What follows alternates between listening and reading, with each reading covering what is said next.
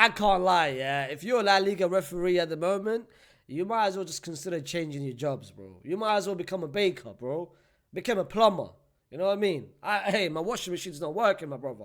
I need your help. Because at the moment, whatever you're doing at your job is not working well. And for the past 3 weeks, that's been issues after issues, problems after problems. La Liga referees, the stock is so down. And now them man are trying to tell me we're going to protest. Protest about what? Your own issues. Listen, let's talk about it. Let's talk about everything. And as you guys can see from the title itself, I've got a solution to this. I know how to fix this. All you have to do, just hear me out. All you have to do, just hear me out. Before we start, don't forget to, of course, like the video. Subscribe to the channel if you're new. We're back, baby. The setup is back. And we're back.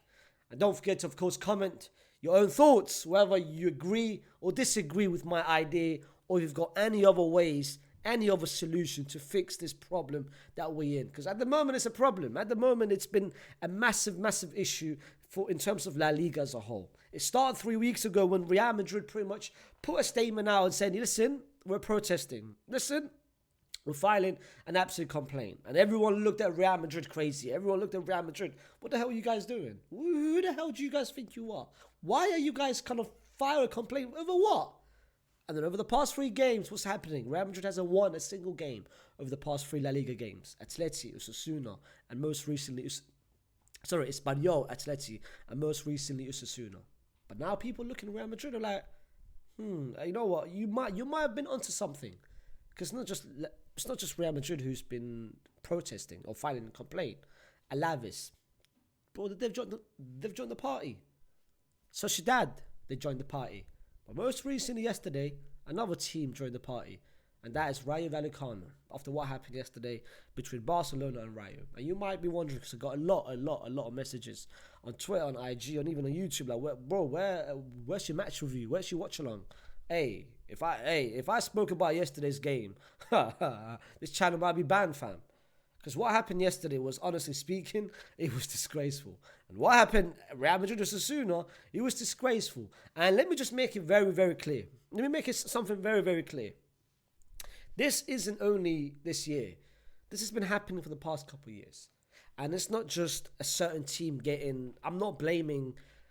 I'm not one of those people that's going to say, this league is helping Madrid. This league is helping Barcelona. No, I'm not doing that. Childish. Trolls.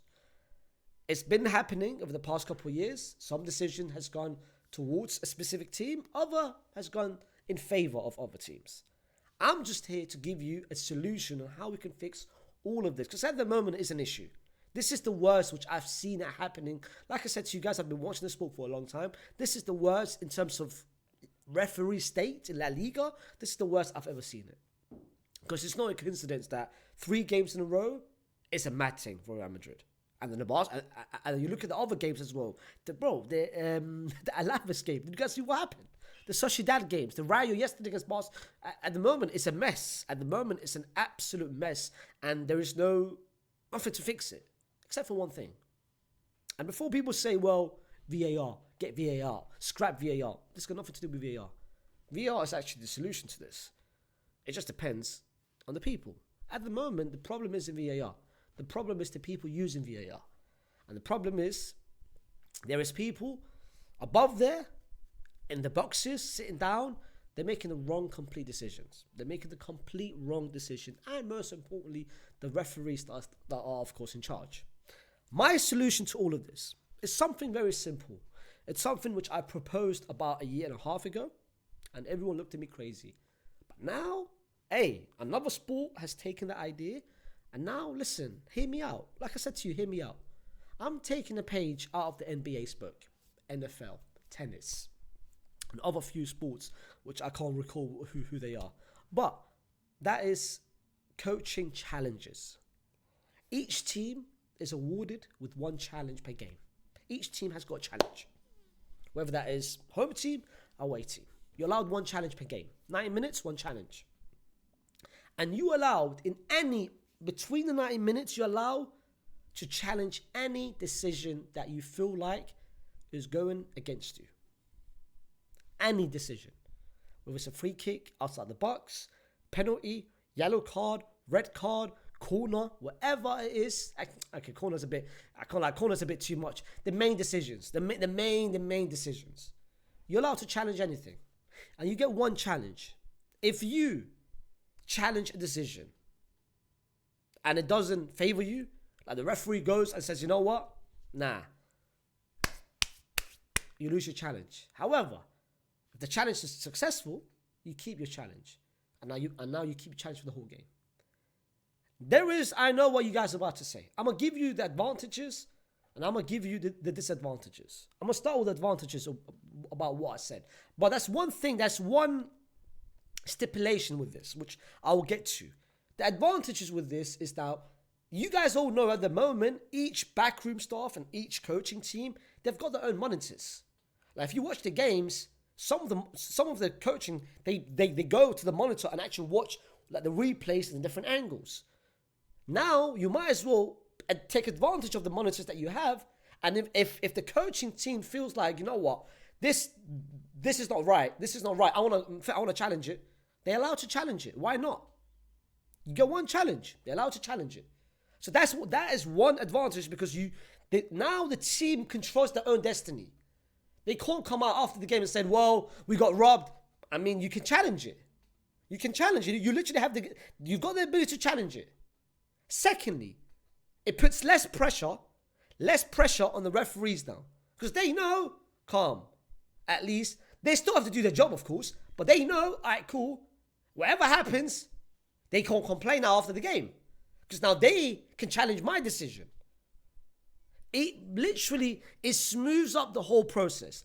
What you guys, now I'm going to counter argue whatever disadvantage that you guys might throw at me. Well, it's going to delay the game even more. Really? It's not going to delay not really. It's not going to delay. I mean, brother, are you seeing what we're seeing in the moment? The games are already delayed. So me delaying about 2 or 3 minutes is not going to make the whole process even worse. It's going to make it even better.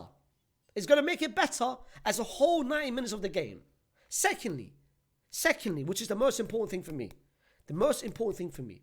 If I challenge a decision, and let me give you an example, the Jude Bellingham situation, where he got sent off against Osasuna. Let's just play it out.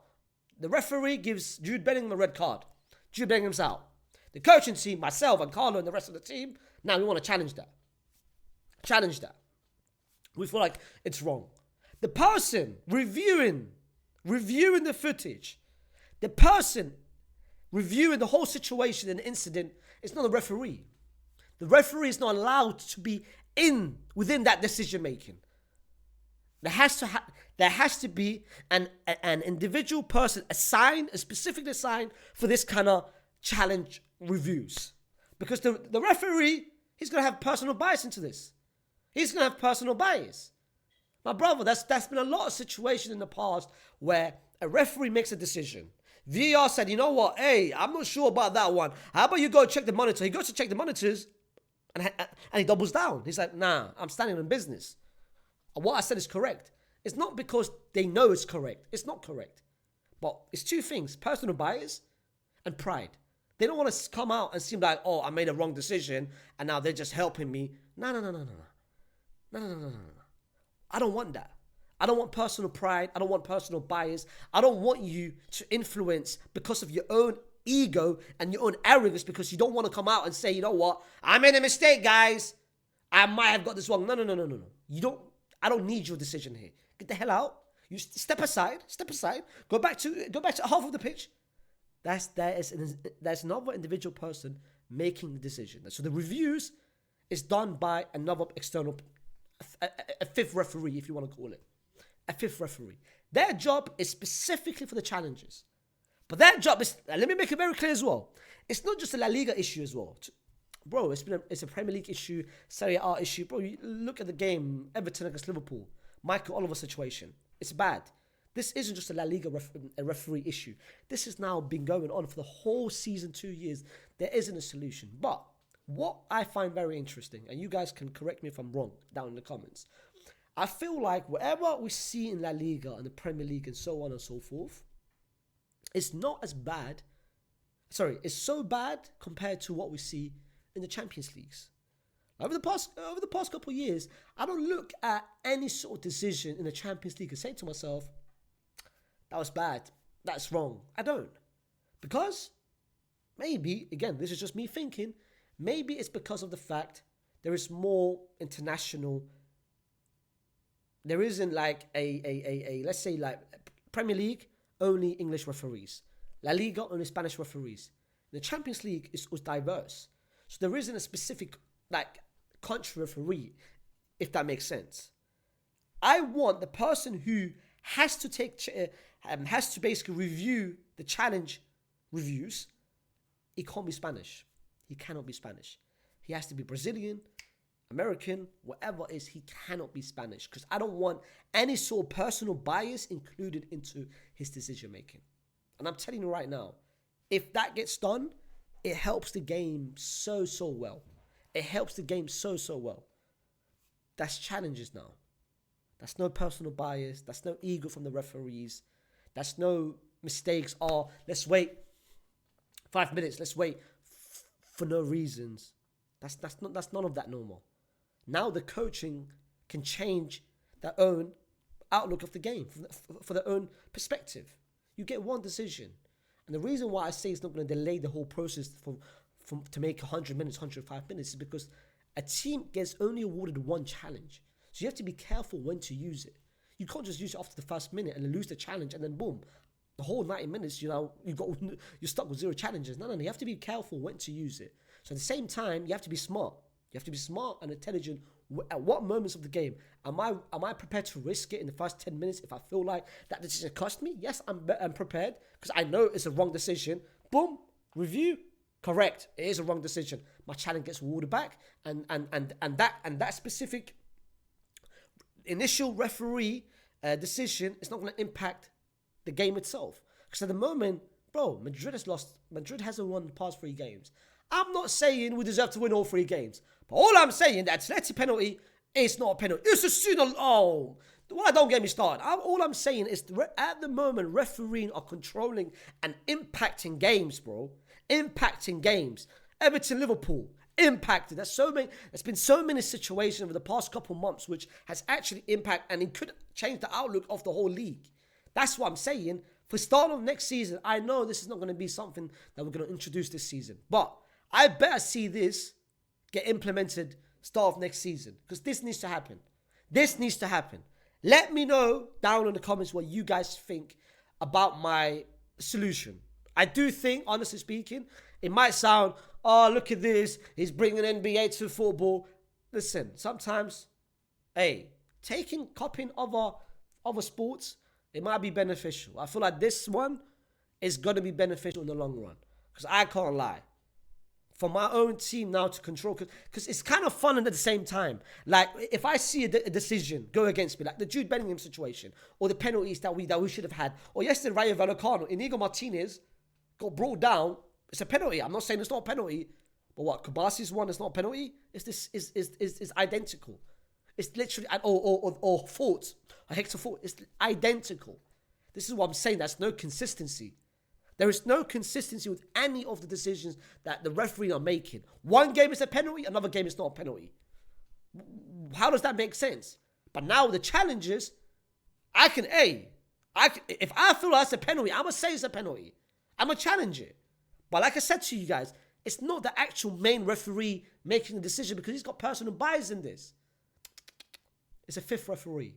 So starting from next season, we have to introduce a 5th referee.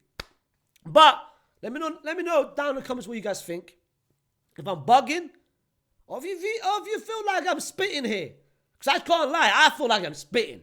But don't forget to, of course, like the video, subscribe to the channel. As I said earlier, we are back, boys and girls. I was in Doha. I enjoyed a nice little couple of days break, a week actually. And now we're back to normal, back to usual, back to videos, streams, watch-alongs.